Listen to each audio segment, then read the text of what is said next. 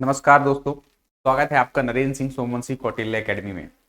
आज हम जिस क्लास को सामने लेकर आए हैं आपके, वह भूगोल विषय की एक पाठ्यक्रम डिस्कशन की क्लास है ना। आपने अभी अभी 2022 का प्रीलिम्स दिया होगा और आपके बहुत अंक भी अच्छे आए होंगे। तो कहीं ना कहीं कुछ विद्यार्थी पहले से ही पढ़े होते हैं, संस्थानों को ज्वाइन कर चुके होते हैं, और कुछ विद्यार्थी क्या है एग्जाम देते हैं, थोड़ा बहुत तैयारी रहती है और एग्जाम उनका अच्छा भी चला जाता है, अच्छे अंक भी अर्जित कर लेते हैं वो। तो चाहे कैसे भी विद्यार्थी हो आप, आपने कभी तैयारी की या नहीं की, किसी भी तरह के आप विद्यार्थी हैं, तो आपके लिए आवश्यक क्लास है एक। आपको समझा देते हैं पहले कि हम आज क्या पढ़ने वाले हैं ना। तो भूगोल विषय आपके लिए एक बहुत महत्वपूर्ण विषय है, क्योंकि आपके प्रीलिम्स, मेंस और यदि आप सिलेबस से भी हटकर कहीं बाहर जाएं तो आप एक प्रशासनिक अधिकारी बनने वाले हैं। वहां ये भूगोल जो है आपको बहुत काम आने वाला है ना। यह कि जीवन में कहीं ना कहीं बहुत खतरनाक तरीके से जुड़ा होता है आपका विषय ये भूगोल। कैसे जुड़ा होता है, तो आप कैसे दिख रहे हैं, आप कौन सी भाषा बोल रहे हैं, आप कौन सी लिपि का इस्तेमाल कर रहे हैं, आप क्या खाएंगे, क्या पहनेंगे, ये हर चीज डिसाइड करने वाला जो एक विषय है वह है आपका भूगोल, राइट। तो किसी अन्य विद्यार्थी के लिए या अन्य लोगों के लिए भी यह जो आपका विषय है बहुत इंपॉर्टेंट हो जाता है। तो आइए बहुत कम समय लेते हुए अपनी क्लास को शुरू करते हैं। जैसा कि मैंने पूर्व में ही बताया आपको कि आज हम केवल सिलेबस डिस्कस करेंगे। किस का सिलेबस है ना, बहुत सारे एग्जाम्स होते हैं, तो ये एमपीपीएससी के जो विद्यार्थी हों उनके लिए यह क्लास है ना। सिलेबस आपको समझना हो, देखना हो कि हमें एक विषय का अध्ययन कैसे करना चाहिए, किस रूप में करना चाहिए, तो वह उनके लिए यह एक्चुअली क्लास है। तो आइए शुरू करते अपनी क्लास को। अपने पास भी आपको सिलेबस रखना है, बहुत इजी है आपके पास सिलेबस पहुंच पाना, है ना। बिल्कुल आजकल आपके एग्जाम में क्वेश्चन भी आया था एक, ई शासन की क्या अवधारणा है। तो ई शासन यही है कि सारी चीजें आपके पास पहुंच जाएं इजिली, है ना, डिजिटली या कि इलेक्ट्रॉनिकली। तो आपको एमपीपीएससी की वेबसाइट में जाना है। वेबसाइट में पहुंचकर आपको 3 डॉट्स या 3 लाइनें दिखी मिलेंगी, उस पर क्लिक करेंगे आप तो एक लंबी सी लिस्ट आ जाएगी, जो भी मतलब उस वेबसाइट में चीजें हैं। उसमें आप कहीं सर्च करेंगे, देखेंगे तो आपको एक सिलेबस लिखा हुआ चीज रहेगा, और सिलेबस या उसमें आप स्कीम ऐसा कुछ 2 शब्द लिखे रहेंगे, उसमें क्लिक करेंगे तो आपको फिर एमपीपीएससी जिसकी आप तैयारी करें वह राज्य सेवा परीक्षा है। एमपीपीएससी क्या है, एक आयोग है और वह परीक्षाएं कंडक्ट कराता है, न केवल प्रशासनिक अधिकारियों के लिए बल्कि और भी दूसरे चिकित्सा अधिकारियों के लिए भी, अन्य जैसे जंगल के अधिकारियों के लिए, वन अधिकारी होते हैं उनके लिए। तो बहुत सारे एग्जाम से लेता है। तो उसमें आपको कौन सी परीक्षा का चयन करना है, तो स्टेट सर्विस एग्जाम आपको चयन करना पड़ेगा और उसका सिलेबस और स्कीम आपको डाउनलोड करनी पड़ेगी। तो सबसे पहले तो आप ये काम कर लें और उसका प्रिंट ले लें। यदि अभी आपके पास नहीं है तो ये मेरे पास नोट डाउन है, इसको देख लेते हैं। तो ये पाठ्यक्रम है प्रीलिम्स का। इसमें कुछ इस तरह से चीजें लिखी हुई हैं, जैसे कि भौतिक भूगोल है, भौतिक भूगोल, भौतिक विशेषताएं और प्राकृतिक प्रदेश, ऐसा कुछ लिखा हुआ है ना। कुल मिलाकर आप ये समझ लीजिए कि ये एक बड़ा टर्म है और उसके भीतर एक्चुअली क्या पढ़ना है आपको वो लिखा है। वो भी पूरी बातें नहीं लिखी है, यह आपको ध्यान में रखना है ना। पूरी बातें नहीं लिखी, इसका तात्पर्य क्या है कि ये सारी बातें आपको इसके भीतर की, ये जो बड़ा बिंदु जैसे भौतिक भूगोल लिखा है, तो ये जो शब्द लिखे हुए ये पूरी बात एक्सप्लेन नहीं करते हैं, है ना। तो इसको एक्सप्लेन कौन करेगा, आपके जो मार्गदर्शक हैं, जैसे यहाँ पर मैं हूं, मैं बताऊंगा कि इसमें एक्चुअली आपको क्या पढ़ना है। अभी सिर्फ एक नजर देख लेते हैं, देन हम इसको तोड़कर पढ़ने वाले हैं कि कहां पर क्या आपको पढ़ना चाहिए। तो भौतिक भूगोल है, इसमें भौतिक विशेषताएं, प्राकृतिक प्रदेश, मतलब भौतिक विशेषताओं का क्या मतलब होता है कि जैसे आप पर्वत, पठार, मैदान, है ना, जो चीजें आप देख रहे हैं अपने आसपास, वन देख रहे हैं, कुछ भी देख रहे हैं ना, तो वो सारी चीजें। और उसके अलावा प्राकृतिक प्रदेश, प्राकृतिक प्रदेश से तात्पर्य आप कोई भी एक भूभाग ले लीजिए, कोई एक स्टेट ले सकते हैं, कोई एक आप देश ले सकते हैं, या कि कोई आप एक अंतरराष्ट्रीय स्तर पर कोई एरिया ले सकते हैं, है ना।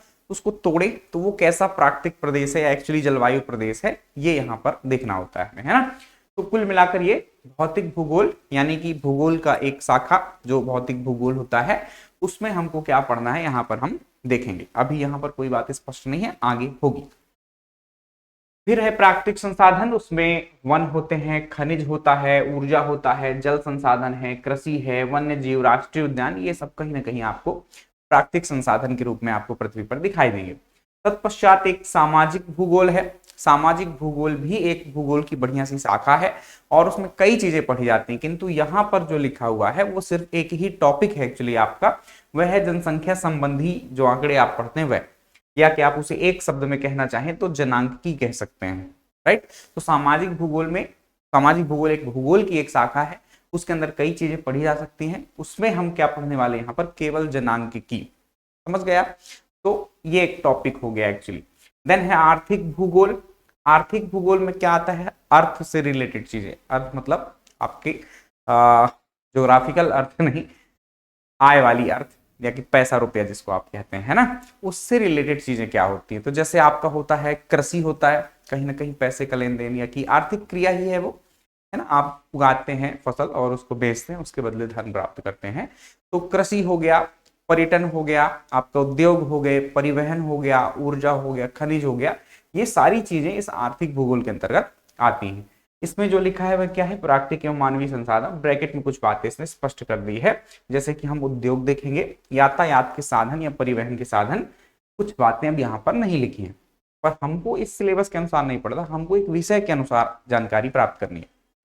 किसी भी चीज को पढ़ने का सबसे बेहतर है कि सब्जेक्ट को जैसे पढ़ा जाता है आप उसको उस तरह से पढ़ें। सब्जेक्ट को कैसे पढ़ा जाता है, सब्जेक्ट को व्यवस्थित रूप में पढ़ा जाता है कि कोई विषय है उसका परिभाषा आप समझिए वो क्या है, कैसे उसको पढ़ना है, उसको उसकी शाखाएं जो होती हैं उसको आप डिवाइड कीजिए एंड क्रमबद्ध रूप से समझिए उसको, है ना। जबकि सिलेबस थोड़ा सा यहाँ क्या होता है, ऊपर नीचे लिखा होता है। किसी भी एग्जाम में, यूपीएससी का भी सिलेबस ऐसा ही है, कोई वो बड़ी बात नहीं कि यूपीएससी ने ऐसा क्यों किया। और आगे देखें सिलेबस, तो विश्व के महाद्वीप, देश, महासागर, नदियां या पर्वत, ये एक्चुअली क्या होते हैं, एक मैपिंग का हिस्सा है, आप ऐसा कह दीजिए, है ना। भूगोल को जानने के लिए मानचित्र को समझना बहुत आवश्यक होता है। मानचित्र में क्या देखते हैं आप, तो मानचित्र में आपको जानना होता है कि कोई भी पर्वत कहाँ अवस्थित है, उस पर्वत में कोई पीक यानी चोटियां हैं तो वो कहाँ अवस्थित हैं, उसके अलावा कोई नदी है वो कहाँ बहती है, मरुस्थल है वो कहाँ है, पठार है, मैदान है, बहुत सारी चीजें आपके पृथ्वी के ऊपर, तो उन सबकी लोकेशन आपको पता होना चाहिए और एक दो बातें साथ में आपको जानना चाहिए कि कोई मरुस्थल, कोई पठार, कोई पर्वत, कोई मैदान कहाँ पर अवस्थित है, राइट। इसी को हम सामान्यतः मैपिंग कह देते हैं ना। तो इसमें सारे महाद्वीप, उसमें अवस्थित देश, महासागर कहाँ कहाँ पर है ना, तो महाद्वीप महासागर अपन देखते हैं वैसे भी, और फिर देश, देशों की राजधानी भी साथ में देखते हैं, नदियां हैं, पर्वत है, पठार है, मैदान है, मरुस्थल है, झीलें हैं, हर चीज देखना है यहाँ पर। ये तो कम लिखा है, हम और बृहद रूप में पढ़ेंगे क्योंकि क्वेश्चन तो आते हैं।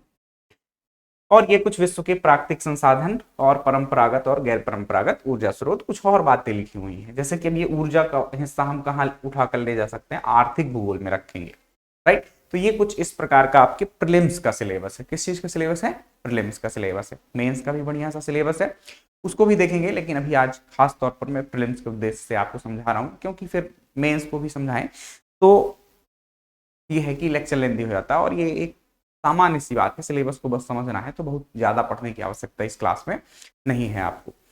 अब बात करते हैं कुछ और, कौन सी बात हमें करनी है, आप थोड़ा सा इस बात को समझिए कि आपके क्वेश्चंस कैसे आते हैं। अब ये हिस्सा आपने देखा है ना, आपको कुछ कुछ बातें सिर्फ दिखाऊंगा। आज ऐसी क्लास है हमारी कि नॉर्मल सी बातें देखना है, कोई अभी अपने को क्या करना है, डिस्कशन वगैरह क्वेश्चंस का नहीं करना है, पर क्वेश्चंस देखना बहुत जरूरी है ना। तो जैसे देखो क्वेश्चन कितने आते हैं एवरेज, मैं इससे शुरुआत करूं। अभी हम उस सिलेबस को जो हमने देखा ना उसको एक्सप्लोर करूंगा, राइट। पीछे आपने स्लाइड देखी होंगी, ये सब एक्सप्लोरेशन ही है उस सिलेबस का।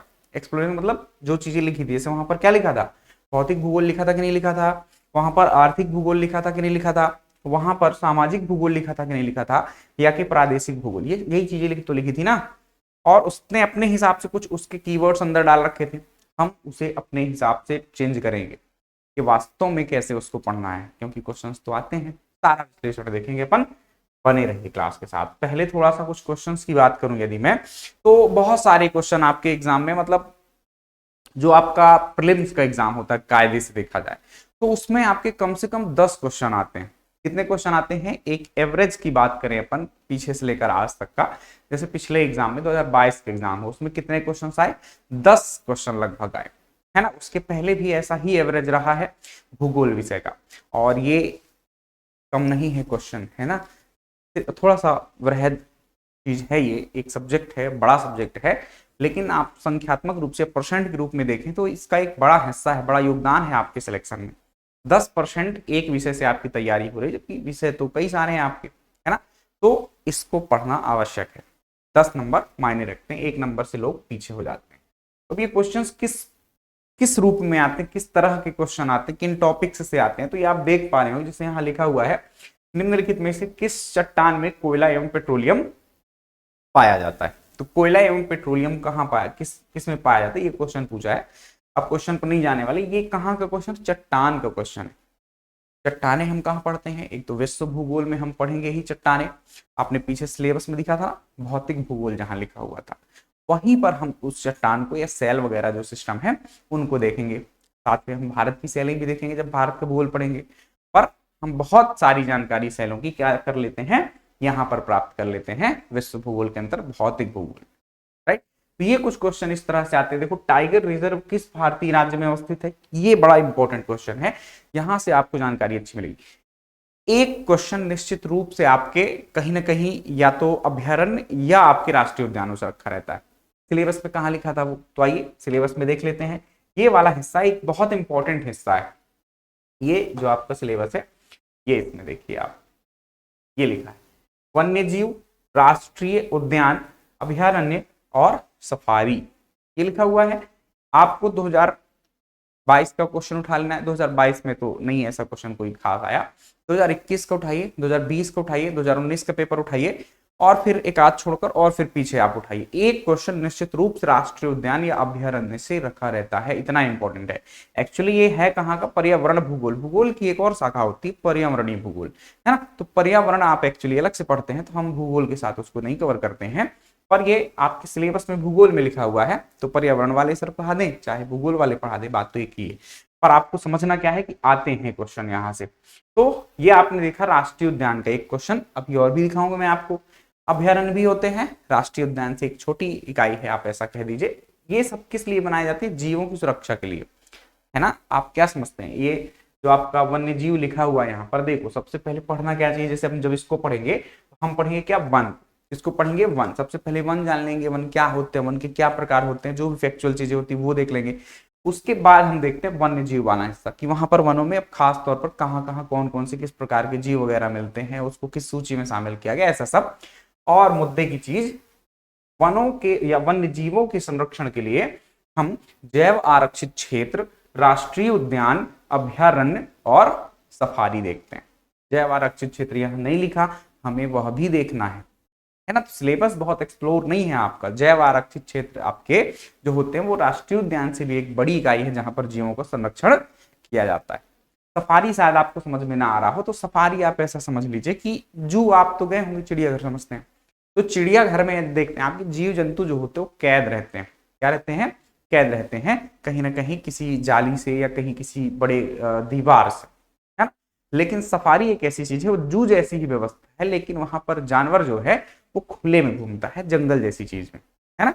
तो आप कभी जाएंगे तो यदि कहीं किसी जू में सफारी की व्यवस्था है, तो सफारी में होगा जंगल, तो जंगल में वो जीव खुले में घूम रहा होगा, उसका बहुत बड़ा एरिया नहीं होगा, क्योंकि अब वो जू से ही जुड़ी हुई चीज है। एक एग्जाम्पल के तौर पर मैं आपको बता दूं, जैसे तो व्हाइट टाइगर जो आपका जू बना हुआ है ना, व्हाइट टाइगर के संबंध में आपने सफारी शब्द ज्यादा यूज करते हैं आप, व्हाइट टाइगर सफारी सतना के मुकुंदपुर में बना हुआ है ना। तो वो सफारी जो है वहां पर आप व्हाइट टाइगर्स को कैसे देखते हैं, खुले में देखते हैं। एक्चुअली वो चिड़ियाघर जैसा ही, वो बहुत कम एरिया है, उसमें जो अधिकारी होते हैं, जो चिकित्सक होते हैं, उन सबकी नजर रहती है उनमें, और वो प्राकृतिक आवास में घूमते रहते हैं, बहुत बड़ा आवास नहीं होता एक्चुअली। पर वहीं पर जू भी है, आप कुछ जंतुओं को आप जू में कैद देखते हैं और देन सफारी में जाते हैं। सफारी की अलग टिकट है और जू की अलग टिकट है। तो समझ गए आप कैसे क्वेश्चन आ रहे हैं, आप इन टॉपिक्स से समझ सकते हैं। और कुछ आगे देखें क्वेश्चंस, तो सार गैसों, सागर कहाँ स्थित है ना। तो ये सागर या कि महासागर जो हमारे हिस्से में लिखा था ना प्रीलिम्स के सिलेबस में, वहां पर सागर या महासागर लिखा था। तो जब महासागर पढ़ते हैं तो हम जानते हैं कि कौन कौन से महासागर कहाँ हैं, कौन कौन से सागर कहाँ पर। एक्चुअली सागर किसी तट से लगा हुआ इलाका होता है ना। महासागर और सागर में क्या फर्क होता है, तो एक तो छोटे बड़े का फर्क तो है ही, महासागर बहुत बड़े होते हैं, विशाल होते हैं, और सागर जो है एक छोटी इकाई है ना।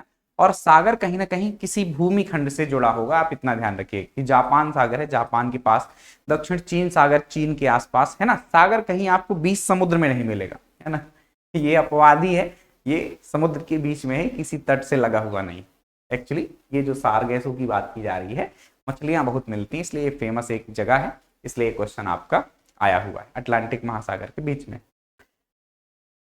निम्नलिखित में से किस जलमार्ग का आर्थिक तथा युद्ध नीतिक महत्व अधिक है? तो ये जल मार्ग, जल संधियां, जल डमरू मध्य, ऐसी सारी चीजें ये मैपिंग में मैं आपको पढ़ाऊंगा, राइट। तो ये सारे मैपिंग से क्वेश्चन आ रहे हैं। निम्नलिखित में से कौन सा नवीन वलित पर्वत नहीं है? मैपिंग का ही एक क्वेश्चन है। पर्वत किसका हिस्सा है? मैपिंग में ही हम देखते हैं कि पर्वत कहाँ पर है। हालांकि मेंस के साथ यदि अपन पढ़ें तो पर्वत मेंस में अलग से लिखा हुआ है, तो हमें फिर सब कुछ जानना पड़ता है कि पर्वत क्या होते हैं, पर्वतों के प्रकार क्या होते हैं, पर्वतों की क्या विशेषताएं हैं, पर्वतों का क्या महत्व होता है, सब कुछ पर्वतों के निर्माण के जो बहुत सारे सिद्धांत बने हैं वो सब हमें देखना पड़ता है। जब हम प्री पढ़ते हैं तो केवल उसमें मैपिंग का मतलब कि हम उसकी लोकेशन जान ले, एक दो जो तथ्यात्मक बातें हों कि हिमालय है तो हिमालय कितना लंबा कितना चौड़ा है, उसका सबसे ऊंची चोटी क्या है, ऐसे सारे तथ्यात्मक बातें बस सीखते चलते हैं, बस बाकी मेन लोकेशन होती है। तो ये मैपिंग का क्वेश्चन है, ये भी मैपिंग का है, ये भी आप देख सकते हैं मैपिंग का ही क्वेश्चन है। एक प्रकार से आपको पता होना चाहिए ना कि सारगैसो सागर कहाँ पर है। आगे देखें तो कौन से दो देशों को मैकमोहन रेखा विभक्त करती है? तो मैकमोहन रेखा, आप जब भारत का भूगोल पढ़ते हैं तो अपने आसपास के देशों के बारे में आप जानते हैं, और कौन सा देश हमसे कहाँ पर सीमाएं लगा रहा है, कहाँ नहीं लगा रहा है, और उन सीमाओं के यदि नाम है तो वो सब हम देखते हैं। एक परिचय के रूप में जब भारत का हम पढ़ते हैं, भारत का एक परिचय बताते हैं, तब हम इन सब चीजों को देखते हैं। मैकमोहन रेखा आपकी चीन से जो लगती है उसके संदर्भ में यहाँ पर प्रश्न आया हुआ है। तो इस तरह के कुछ क्वेश्चंस हैं जो आपको ध्यान में रखने होते हैं ज्योग्राफी में, है ना। अब सारे क्वेश्चन देखने पर थोड़ा समय अधिक लग जाएगा, तो आप सिर्फ एक नजर देख लीजिए कि किन किन टॉपिक्स से खास तौर पर क्वेश्चन आ रहे हैं। जैसे ये ट्रक कृषि संबंधित कृषि का ये क्वेश्चन, आर्थिक भूगोल जो हमने पीछे देखा, 600 मेगावाट क्षमता की सौर तरण परियोजना, सोलर फ्लोटिंग पावर प्रोजेक्ट जो होता है वो मध्य प्रदेश के किस क्षेत्र में प्रस्तावित है? करंट अफेयर्स का भी क्वेश्चन है आपका ये। और इसे यदि आप टॉपिक से जोड़ना चाहें तो ऊर्जा एक हिस्सा लिखा हुआ था आपको, उसमें परंपरागत एवं गैर परंपरागत ऊर्जा स्रोत प्रीलिम्स के सिलेबस में वहां पर वह लिखा हुआ था, तो ये वहां का क्वेश्चन है। हर टॉपिक से क्वेश्चन आते हैं। देन नेक्स्ट बात करें यदि कि ज्वालामुखी विस्फोट किस पेटी में सर्वाधिक होते हैं? ज्वालामुखी से क्वेश्चन है ये, है ना, भौतिक भूगोल का ही हिस्सा है ज्वालामुखी, कोई चिंता की बात नहीं है। तो ज्वालामुखी पेटी कहां पर, मतलब सबसे ज्यादा ज्वालामुखी वगैरह आते हैं। फिर ये संयुक्त राज्य अमेरिका में मार्क्वेत श्रेणी किस लिए विख्यात है? ये किस चीज का क्वेश्चन है? ये खनिज का क्वेश्चन है, इस टॉपिक का क्वेश्चन है खनिज का। तो हमने ऊर्जा से क्वेश्चन देखे, हमने खनिज से क्वेश्चन देखे, हमने आपके वन या कि आप जो प्राकृतिक प्रदेश लिखा हुआ था उसमें प्राकृतिक क्षेत्र वगैरह या प्राकृतिक संसाधन एक्चुअली लिखा हुआ था, जिसमें वन जल कृषि ये सब आ रहा था, तो उसमें से क्वेश्चन हमने देखे। तो हर टॉपिक से, एक ही ईयर का है ये 2021 का हम देख रहे हैं, और वैरायटी आप देखिए कि हर टॉपिक से उठाकर क्वेश्चन डाले जा रहे हैं। ये देख लीजिए कि ये आपकी नहर से रिलेटेड है। जब नदियां पढ़ते हैं तो नदियों के साथ साथ परियोजनाएं पढ़ते हैं, तो परियोजना में यहाँ पर इंदिरा गांधी का ये क्वेश्चन है। निम्नलिखित में से किस नहर ने राजस्थान के पश्चिमी जिलों की कृषि संबंधी गतिविधियों को रूपांतरित कर दिया है? तो नहरें हम देखेंगे, बांध देखेंगे, जलाशय देखेंगे, सब कुछ देखना होता है। तो ये एक्चुअली क्वेश्चन कहाँ का है? नदियों का। कहाँ, किस भूगोल का? तो भारत के भूगोल का, राइट। और बात करें 2021 का क्वेश्चन है ये, निम्नलिखित सघन जनसंख्या वाले क्षेत्रों में से कौन सा क्षेत्र कृषि पर प्रत्यक्ष रूप से निर्भर नहीं है? तो इनमें से कौन सा क्षेत्र है जो कृषि पर निर्भर नहीं? एक्चुअली ये कंसेप्चुअल क्वेश्चन है ना। कृषि आपका लिखा हुआ उसमें तो कृषि का टॉपिक आप ले ही सकते हैं। विश्व के भूगोल में जब हम कृषि पढ़ते तो ये बात आपको समझ में आ जाती है। तो इस तरह के कुछ क्वेश्चंस हैं प्यारे बच्चों, आपको क्वेश्चंस देखना बहुत जरूरी है। तो वो हमने पीछे देखा बहुत सारे। एक तो सबसे बड़ा जो हिस्सा होता है वो भौतिक भूगोल होता है ना। भौतिक भूगोल में बहुत सारी चीजें आती हैं, जैसे आप अब समझिए थोड़ा सा। इस पे जाने से पहले अब मैं आपको समझाऊं कि आपके सिलेबस में जो मैं छोड़ के आया था पीछे, एक्सप्लोर करना है, ये हिस्सा है। सिलेबस आपने देख लिया, सिलेबस क्या है? ये वाला है। विश्व के भी भूगोल के हिसाब से देख रहे हैं अपन एक्चुअली, पर भारत का भी देख लेंगे। ये सिलेबस, इसमें क्या पहला पॉइंट लिखा? भौतिक भूगोल। सीधे सीधे देख लो, यहाँ सामाजिक भूगोल है, आर्थिक भूगोल लिखा है, फिर बीच में कहीं प्रादेशिक भूगोल भी लिखा हुआ है ना। ये जो चीजें हैं ये प्रादेशिक भूगोल का हिस्सा होती है। प्रादेशिक भूगोल का सिंपल मतलब आप मैपिंग समझ लीजिए, हर चीज हमको पता होनी चाहिए, ठीक। चलो, तो ये कुछ सिलेबस है आपका। इसको यदि हम प्रॉपर तरीके से डिवाइड करें तो ये आपका क्या हो जाता है, कुछ इस तरह से आपको पहले एक विषय के रूप में चीज को देख लेना है ना। कैसे कि एक्चुअली हम सिर्फ किसी एग्जाम की तैयारी ना करें, हमको क्या पढ़ना है, भूगोल पढ़ना है हमें। तो हम भूगोल को कैसे पढ़े, भूगोल को जाने हम कि क्या होता है भूगोल और उसकी क्या होती है शाखाएं, और एक एक करके क्रमबद्ध रूप से हम उसको पढ़ना शुरू करें। तो भूगोल की मुख्यतः दो शाखाएं होती है, एक होता है भौतिक भूगोल और एक होता है मानव भूगोल। और इनको भी कुछ भागों में बांटा गया, मतलब इनकी भी कुछ शाखाएं हैं, और यही शाखाओं के द्वारा ही हमें एक एक करके अपने भूगोल विषय का अध्ययन करना होता है। और फिर वो हमारे सिलेबस में कहां पर वो चीजें मेंशन है, फिर अभी उसको देखते हैं अपन। तो देखिए ये भौतिक भूगोल लिखा है, उसमें सबसे पहला आपको विश्व रचना विज्ञान, सृष्टि रचना विज्ञान, या आप इसे ब्रह्मांड विज्ञान कह सकते हैं, राइट। तो एक्चुअली भूगोल की शुरुआत जो होती है वो यहीं से होती है कि आपको यदि भूगोल को जानना है तो शुरुआत आप कहां से शुरू करें, पूरी सृष्टि से शुरू करें, पूरे ब्रह्मांड को जाने आप। एक्चुअली इस ब्रह्मांड की ही उत्पत्ति कैसे हुई है, देन ब्रह्मांड में जो तारे हैं, आकाश गंगाएं हैं, उनकी उत्पत्ति कैसे हुई है ना। फिर उसके बाद आप सौर मंडल पर आइए, सौर मंडल कैसे बना, उसमें क्या व्यवस्थाएं हैं। देन आप आ जाइए फिर अपने ग्रह पर, सौर मंडल का ही हिस्सा है पृथ्वी आपका एक ग्रह, और उस ग्रह को फिर आप जाने, उसे ही आप विश्व भूगोल और भारत भूगोल ऐसा बांट सकते हैं अपन, ठीक। तो सबसे पहले आप जान लें कि ये ब्रह्मांड ही एक्चुअली कैसे बना, या पृथ्वी की उत्पत्ति कैसे हुई, उसकी आयु कितनी, ये सब जान ले आप। देन आप जाने फिर भू आकृतिक प्रदेश, ये हमने जान लिया कि ब्रह्मांड कैसे बना, हमारी पृथ्वी कैसे बनी, हमारा सूरज कैसे बना, है ना। उसके बाद आप जान लें कि अब जो पृथ्वी है, पृथ्वी के ऊपर हमको क्या क्या चीजें दिखाई देती हैं, भू आकृतियां, आकृतियां समझते हो ना, ऊंचे नीचे जो उच्चावच चीजें होती हैं, जैसे कि आपके पर्वत हैं, पठार हैं, मैदान हैं, नदियां हैं, झीलें हैं, ये सारी चीजें किस में आ जाती हैं, आपके भू आकृतिक विज्ञान में आ जाती हैं, राइट। देन फिर जलवायु विज्ञान आपको पढ़ना चाहिए। जलवायु विज्ञान में क्या पढ़ते हैं, तो आपने अभी क्या देखा, भौतिक भूगोल में एक्चुअली हम क्या पढ़ चुके होते हैं, यहां तक हम पढ़ चुके होते हैं पृथ्वी के ऊपरी हिस्से को, है ना। क्या पढ़ चुके होते हैं कि ऊपर नदी पर्वत पठार जो हमें दिखाई दे रहा है, यानी सतह की बात हम कर चुके होते हैं, है ना, स्थल मंडल आप इसे कह दीजिए। देन हमें सतह के ऊपर चलना है, थोड़ा सा ऊपर वाले हिस्से को क्या कहते हैं हम, जलवायु। ऊपर आपको क्या दिखाई देता है, वायुमंडल दिखाई देता है। वायुमंडल में भी, वायुमंडल जब आप पढ़ लेते हैं तो उसके बाद बहुत सारे कॉन्सेप्ट आपके क्लियर होने लगते हैं। तो वायुमंडल मतलब कितनी परतों से बना हुआ है, किन किन संघटकों से बना हुआ है हमारा वायुमंडल, और उसके अलावा फिर आप उसी से जोड़कर सारी चीजें कि तापमान क्या होता है, सूर्य तप क्या होता है, इनका क्या प्रभाव होता है, कहीं पर ज्यादा कहीं पर कम क्यों है। उसके साथ साथ आप धीरे धीरे आगे बढ़ते जाते हैं, वायुदाब क्या होता है, वायु यानी कि पवनें कितने प्रकार की होती हैं, और फिर धीरे धीरे वर्षा में चले जाते हैं आप, है ना। तो जब हम तापमान, वर्षा और इन सारी चीजों को मिलाकर जो बनता है वनस्पति, है ना, वर्षा और तापमान के द्वारा निर्धारित होगा कि कहां पर कौन सी वनस्पति है। इन तीनों चीजों को जब हम पढ़ लेते हैं तब फिर आपको पता चल जाता है कि कहीं की जलवायु कैसी है। तो वनस्पति वगैरह तो हम हालांकि भूआकृतिक विज्ञान में ही, यानी वन वगैरह कहीं जहां आता है वहां पढ़कर आ जाएंगे, तो वनस्पति हमारा पहले से पढ़ा है। हम यहाँ क्या पढ़ लेंगे, तापमान और आपके वर्षा के बारे में पढ़ लेंगे। तो यही तीन कारक होते हैं जो किसी क्षेत्र की जलवायु को निर्धारित करते हैं। तो इस प्रकार से हम फिर जलवायु विज्ञान को कंप्लीट करते हैं कि वायुमंडल पढ़ लिया, सूर्य ताप, तापमान, इन सबको पढ़ लिया। उसके बाद वर्षा जो आपके सिलेबस में लिखा हुआ है एक्चुअली, है ना, वर्षा पढ़ ली। और फिर कुछ जलवायु प्रदेश होते हैं, अब भाई सब जगह एक जैसी जलवायु तो है नहीं, दक्षिण भारत में अलग है, उत्तर भारत में अलग है, कश्मीर में अलग है, गुजरात में अलग है, अरुणाचल प्रदेश की अलग है।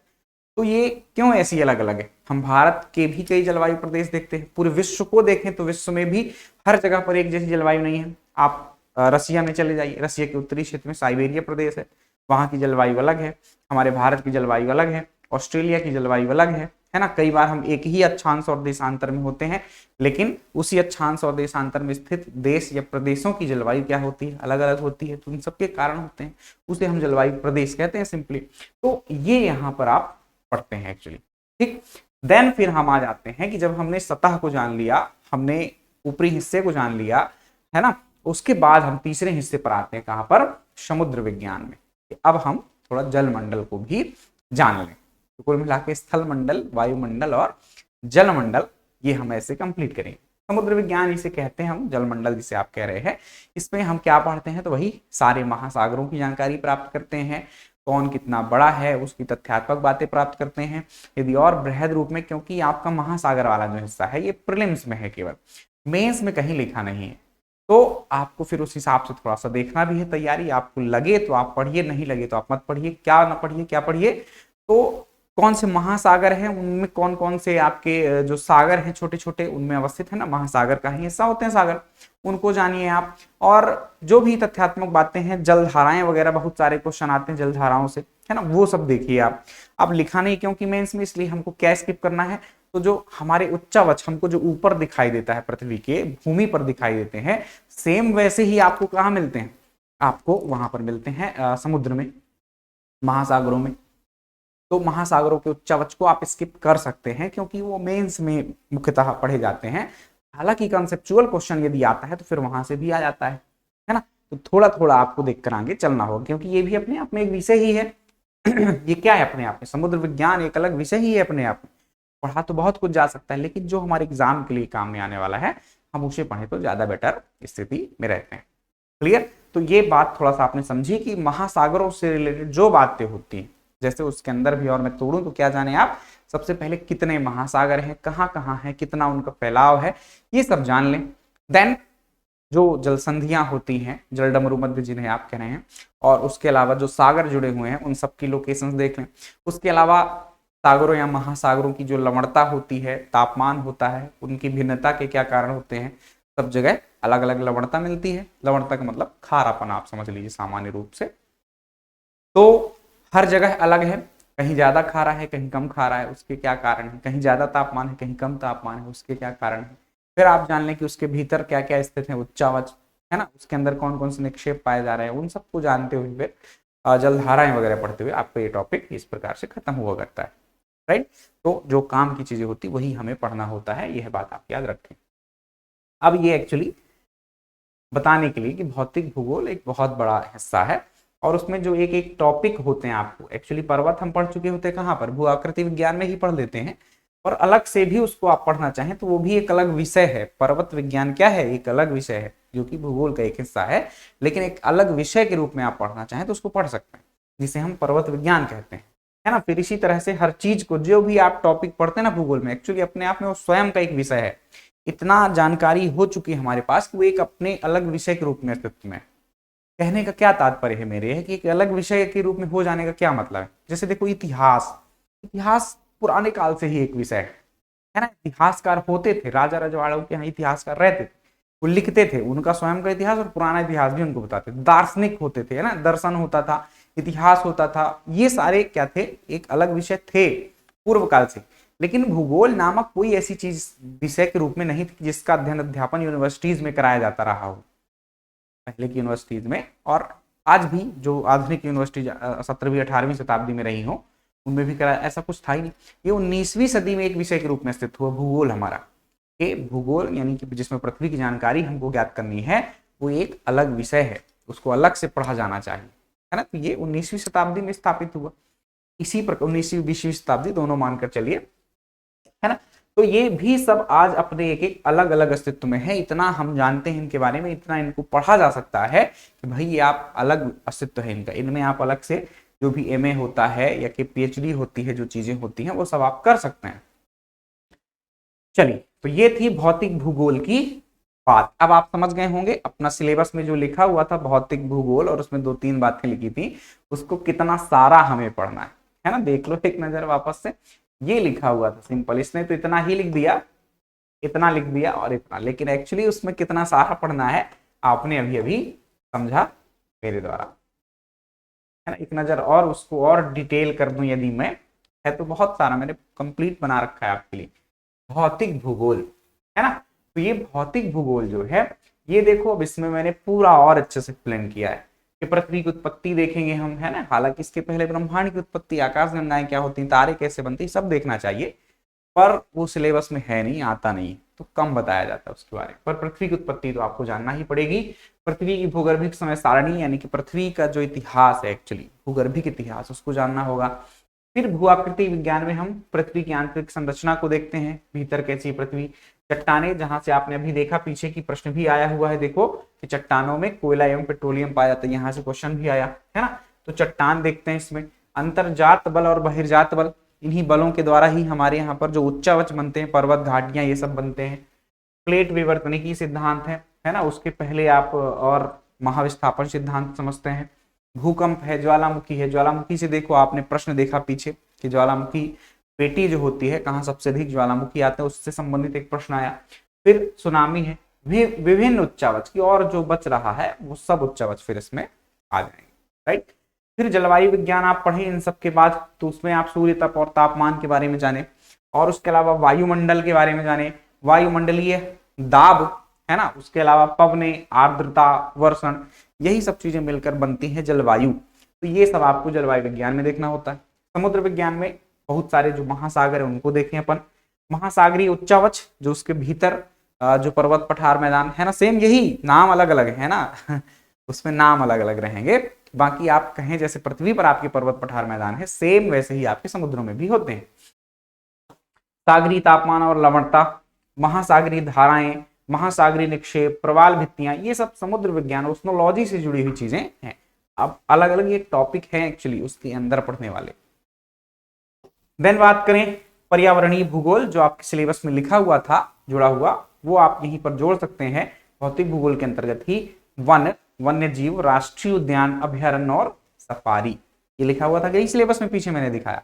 तो अब आपका जो हिस्सा था काफी सारा सिलेबस का, वो कवर हो जाएगा इस तरह से एक हिस्सा पढ़ने से, जो आपके प्रीलिम्स में लिखा था, राइट।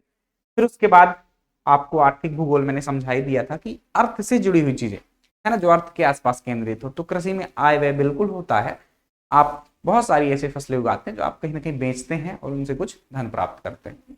तो कृषि है, इसमें क्या पढ़ना चाहिए आपको, तो कृषि एक टॉपिक होगा, उद्योग होगा, खनिज होगा, ऊर्जा संसाधन होंगे और परिवहन होगा। मुख्य रूप से ये टॉपिक है आपके आर्थिक भूगोल के, राइट। हालांकि कृषि उसमें अलग से लिखा हुआ है, आर्थिक भूगोल अलग से लिखा हुआ है, पर हम अपने हिसाब से पढ़ेंगे। सामाजिक भूगोल में जनांक लिखा हुआ है, तो हमें केवल उतना ही देखना है, हमें बहुत कहीं डीप में जाने की जरूरत नहीं है। प्रादेशिक भूगोल यानी इसको आप कहिए मैपिंग, सिंपल सा, और ये आप यहाँ पर महाद्वीप, देश, महासागर, नदियां, पर्वत, ये सब देख सकते हैं। एक्चुअली यहाँ जो महासागर प्रीलिम्स में लिखा हुआ था सिलेबस में, ये हिस्सा कहाँ पढ़ना है अपन, ये हिस्सा यहाँ पढ़ेंगे, ना कि इस जगह पर पढ़ेंगे, ठीक। यहाँ पर हम एक्चुअली क्या पढ़ेंगे, बहुत इंपॉर्टेंट है, भले नीचे लिखा हुआ है लेकिन इंपॉर्टेंट इतना है कि आपका बेस एक्चुअली 10 में से 5 प्रश्न यहीं से आने। कितने क्वेश्चन आने, 5 प्रश्न यहीं से आने। क्यों ऐसा कह रहा हूं मैं, इतना बड़ा ये छोड़कर हिस्सा, इससे 5 क्वेश्चन क्यों आएंगे, क्योंकि एक्चुअली यही है मैपिंग आपकी प्रादेशिक भूगोल मतलब दुनिया को आप कुछ प्रदेशों में, प्रदेश का मतलब स्टेट से कदापि मत ले लेना खाली, कि जो हम स्टेट देख लेते हैं कि मध्य प्रदेश है ना, ये बस प्रदेश नहीं होता। प्रदेश का मतलब कोई एक बड़ा रीजन। तो आप दुनिया को कुछ क्षेत्रों में, प्रदेशों में बांटिए और फिर उसका अलग अलग अध्ययन कीजिए। प्रादेशिक भूगोल है ना, प्रदेशों में बांटकर। उत्तर अमेरिका हमने उठाया, उसमें सारे पर्वत, पठार, मैदान, झीलें, नदियां, सब कुछ देखा अलग से। देन दक्षिण अमेरिका ऐसा देखा, फिर अफ्रीका, फिर यूरोप या एशिया या ऑस्ट्रेलिया, अंटार्कटिका, जिनको ऐसा समझना हो हम उसको अलग अलग उठाकर और उसकी सारी जो चीजें होती हैं वो हम ऐसा पढ़ लें। एक्चुअली इस तरह से प्रादेशिक भूगोल पढ़ा जाता है ना। तो हम पढ़ेंगे इसको भी। ये था कुछ एक सामान्य सा जो आपके सिलेबस में लिखी हुई बातें थी, वो मैंने समझाई कि कैसे आपको आपका सिलेबस कवर करना चाहिए। जो यहाँ थोड़ा सा उटपटांग सा मुझे प्रतीत होता है उसको मैंने व्यवस्थित कर दिया है। अब ये कोई ऐसा बिंदु नहीं बचा होगा जो आपके वहां पर हिस्से में नहीं लिखा होगा। जो पीछे मैंने आपको एक्सप्लोर किया वो कोई ऐसा बिंदु नहीं है, जिस क्रमबद्धता से हमें पढ़ना है इसमें से कोई ऐसा बिंदु है जो छूटेगा ही नहीं हमारा, है ना। यहाँ लिखा है वन, वन में पर्यावरणीय भूगोल में वन लिखा हुआ था हमारे। खनिज, आर्थिक भूगोल में मैंने खनिज लिख रखा था आगे। जल, जल ये जो नदी, झीलें, तालाब होते ये है। कृषि आर्थिक भूगोल में लिख रखा था। वन्य जीव, राष्ट्रीय उद्यान तो अपन पर्यावरणीय भूगोल में ही देख लिया था, राइट। तो कोई बिंदु नहीं छूटने वाला है। जनसंख्या वाली बात तो अलग से लिखी हुई थी सामाजिक भूगोल में। आर्थिक भूगोल को मैंने प्रॉपर बढ़िया से आप कृषि से उठाएं, कृषि, परिवहन, खनिज, उद्योग, ये सारी चीजें अपन उसमें पढ़ लें। एंड फिर ये जो प्राकृतिक संसाधन और परंपरागत गैर ऊर्जा, ऊर्जा को अपन कहाँ आर्थिक भूगोल में ही देखते हैं। खनिज पहले देखते हैं एक्चुअली, है ना। और उन खनिजों से ही तो ऊर्जा बनती है ना, कि कोयला है, कि पेट्रोलियम है, प्राकृतिक गैस है, इन्हीं से तो बनेगा ना ऊर्जा हमारी, राइट। ऊर्जा मतलब विद्युत से आप सामान्यतः समझ सकते हैं। तो ये कुछ था हमारा प्यारे बच्चों आज का सिलेबस डिस्कशन। कुछ क्वेश्चंस भी दिखाएं, 2021 का पेपर दिखाया, आप लोग 2022 का उठाइए, उसको भी देखिए और समझिए कहाँ से क्वेश्चन आ रहे हैं, कहाँ से नहीं आ रहे हैं, कितने क्वेश्चन आ रहे हैं, किन टॉपिक से ज्यादा, किन से कम, ऐसा सब कुछ आपका एनालिसिस हो सकता है आपके समझने के लिए, राइट। तो एक प्रारंभिक क्लास के तौर पर आज इतना ही प्यारे बच्चों रखते हैं, क्योंकि पेपर जो शेष बात क्या बचती है हमारे लेक्चर की, कि हम पेपर डिस्कस कर लें। ये सिलेबस तो देख लिया, अब इस सिलेबस में से कहाँ से कौन से क्वेश्चंस आ रहे हैं ये हम देख लें। तो ये काम जो होता है वो बहुत लेंदी काम है ना, वो भी करेंगे, लेकिन ये काम आप स्वयं से करेंगे तो आपका ज्यादा बेहतर अनुभव हो पाएगा इस फील्ड में, है ना। तो आपको यदि चीजें समझना है अच्छे से तो आपको एक खुद देखने पड़ेंगे, जो प्रीवियस ईयर क्वेश्चन पेपर है उनको उठाइए। मार्केट में बहुत सारी पुस्तकें मिल जाएंगी, आपको ले सकते हैं। यदि नहीं मिले तो लास्ट के 2-4 साल के क्वेश्चन पेपर आपको मध्य प्रदेश लोक सेवा आयोग की वेबसाइट में ही उपलब्ध हैं। आप जैसा मैंने अभी पीछे बताया था कि सिलेबस कैसे डाउनलोड करना है, उसी तरह से आपको उसमें ओल्ड पेपर लिखा हुआ है ना, आप वो निकाल कर डाउनलोड कर सकते हैं। सीधे लिख देना एमपीपीएससी ओल्ड पेपर, इतना लिख देना, वो सीधे वही लिंक आती है, तो आप पेपर वहां से डाउनलोड कर सकते हैं और उसको देखकर समझ सकते हैं कितने क्वेश्चंस आ रहे हैं, कितने डीप में हमें पढ़ना है, कितनी गहराई तक जाना है। आज की क्लास में इतना ही प्यारे बच्चों, आप अपना ख्याल रखें, तैयारी मजबूत रखेंगे। मिलेंगे नेक्स्ट लेक्चर में, बाय बाय, टेक केयर।